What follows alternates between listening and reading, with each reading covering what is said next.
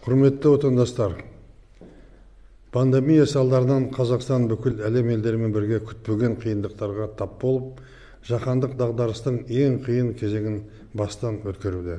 Әлеуметтік экономикалық ахуалдың күрт нашарлауы нәтижесінде дамыған мемлекеттердің өзі де дағдарыстан күресіп жатыр. Мұндай жағдайда кез келген үкіметтің алдында тұрған ең өзекті мәселе экономиканың дамуы және сол арқылы ел азаматтарының денсаулығын түзетіп шаралар қолдану. Бізге халықтың қауіпсіздігі мен амандығы үшін бар күш-жігерімізді салу өте маңызды. Осы орайда әсіресе медицина қызметкерлеріне ерекше алғысымды білдіремін.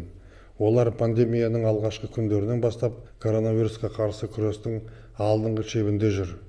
Еріктілерге де алғысым шексіз. Біз біргеміз акциясы аясында ғана жас отан барлық мұқтаж жандарға қолдау көрсеткен 5000 еріктінің басын біріктірді. Әрине кемшіліктерде мұндай жұмыста болып жатады. Коронавирус дағдарысы мемлекеттік басқарудың кейбір салаларында олқы тұстар бар екенін көрсетті. Жедел әрекет ету жағы жетіспей жатты. Мәселенің шешілуі бюрократиялық кедергілерге де тірелді. Мемлекеттік органдар мен кейбір басшылар халықтың нақты проблемаларын жете сезінбейді деген сын айтылып жүргенін мен жақсы білемін. Бұл барлық деңгейдегі депутаттардың да жұмысына қатынасты болады. Оны көбіне орынды сын деп есептеймін. Депутаттар халықтың ортасында болып, елдің мұң-мұқтажын жеткізуге тиіс. Депутаттардың міндеті әрдайым ел мүддесін қорғау.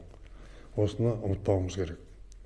Уважаемые соотечественники, как вы помните, 3 года назад была проведена конституционная реформа в нашей стране.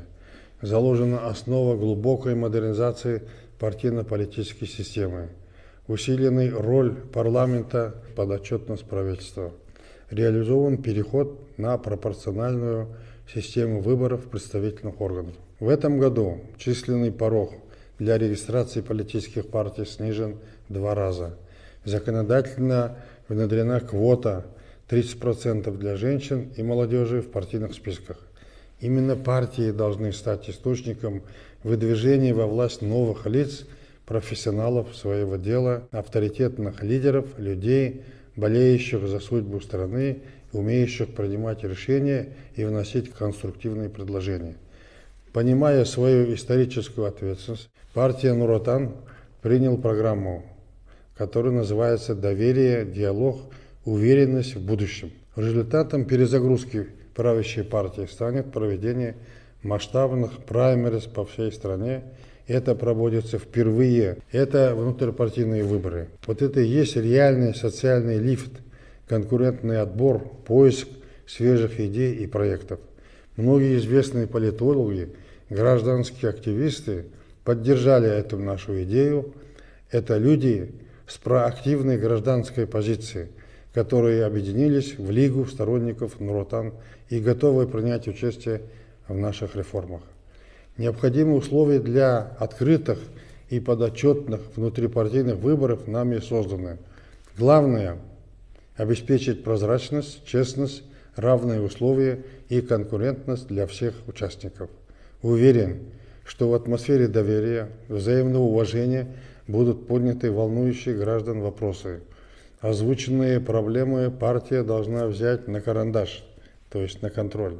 Все решения необходимо увязать с возможностями, конечно, бюджета для включения в предвыборные программы каждого региона, города и области. Перед страной стоит вопрос после пандемии восстановления экономического роста и создания за счет этого рабочих мест. Оживление работы малого и среднего бизнеса – это заработки, это улучшение жизни. Также предстоит проанализировать проблему борьбы с пандемией и подготовиться на случай ее второй волны. Все это войдет в предстоящую предвыборную программу партии и станет руководством к действию нуротановцев на следующие 5 лет. Призываю всех партийцев, сторонников Нур Отан принять самое активное участие в этом важном для нашей страны политическом событии. Құрметті отандастар, біз тәуелсіздіктің 30 жылдығы қарсаңында тұрмыз. Ғасырға тең келетін жол жүріп өттік. Біздің буын ауыртпалығы мол дағдарыс кезеңінде егемен мемлекет құрды. Ұлттық экономиканы қалыптастырды. Шекарамыз шегенделді.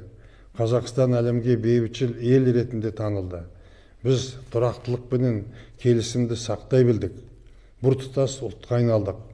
Бірақ алдымызда әлі де көптеген қиындықтар бар. Мен әрдайым айтып келемін, және қазірді қайталап айтамын. Тәуелсіздікте қол жеткізу, мемлекет құру ол бір бөлек, тәуелсіздігімізді көздің қарашығындай қорғап, нығайтып, келер ұрпаққа тапсыруымыз қажет. Сондықтан жиған тәжірибемізге сүйеніп, өткен күннен сабақ алып, алға ұмтылуымыз керек. Ортақ мақсат елдің ертеңі, халықтың болашағы жолында бірге алатындар ғана табысқа қол жеткізетінін ұмытпауымыз керек.